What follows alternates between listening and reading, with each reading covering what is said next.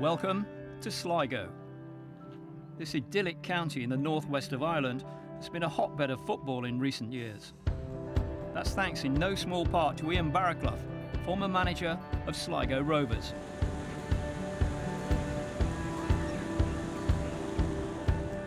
The Englishman had a lengthy playing career in the lower leagues at home before becoming a coach, first at Scunthorpe and then moving to Sligo in 2012. Despite winning 3 trophies in 3 seasons with the Irish outfit, they parted ways in June this year after the team fell out of the title race. But Baraclough has left, having made a major impact in what's been the most successful spell in the club's history.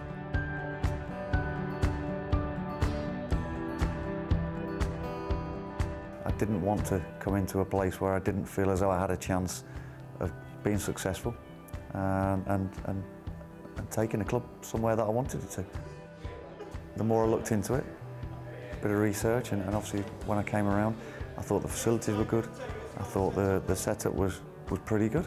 Somewhere that you could actually do something with and impose your ideas on.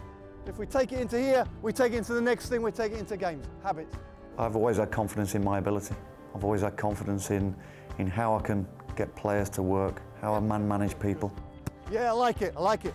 If you can get a group of men to work together, to bond, to enjoy playing as a group together, then to have the success at the end of it is a culmination of all what goes on throughout that season.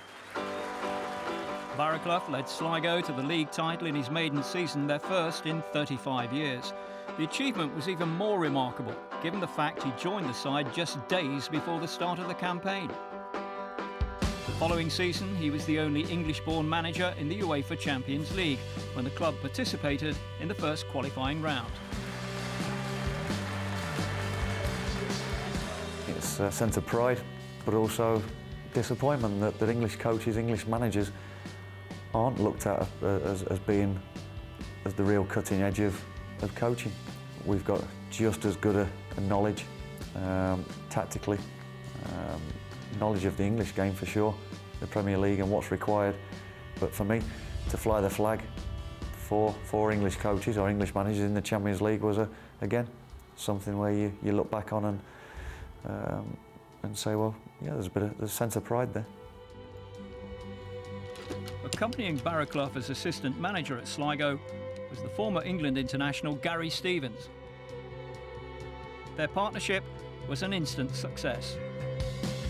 They won the FAI Cup in 2013 and this year the Setanta Cup, a tournament for teams from both halves of Ireland. This for the first time in the club's history.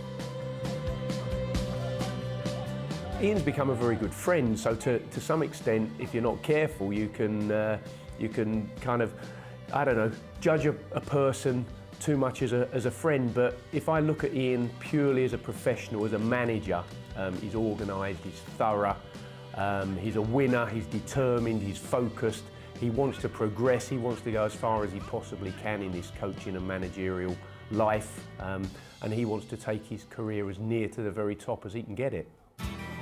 During his tenure, Baraclough worked tirelessly with youth clubs in the area, keen to use the team's success as a catalyst to promoting the sport. Ireland is, after all, a country where football experiences plenty of competition from other codes. But that 2012 league title win had a massive impact on the locals. What it meant to the town, people coming up to you, different ages, different gender. There's a real community spirit where everybody tries to help each other, where everybody gets behind the football club. They couldn't believe what had happened to Sligo, and it probably really brought it home. You're probably the most westerly outpost of Europe. Next stop, America, and the success that we have had has, it probably couldn't have been thought about 6 or 7 years ago. Wherever I go, whatever I do, it will always be a special place in my heart anyway. Baraclough was a hit with the Sligo faithful in the 26 months he was in charge. He now looks forward to new challenges and making an impact somewhere else. That's been part of my philosophy. Go and stretch the boundaries. Go and create history. I do want to tick them boxes. I do want to achieve things that nobody else has ever achieved. And hopefully, you know, when you can leave some sort of legacy behind and leave a football club having said, yeah, I've done something to really improve things.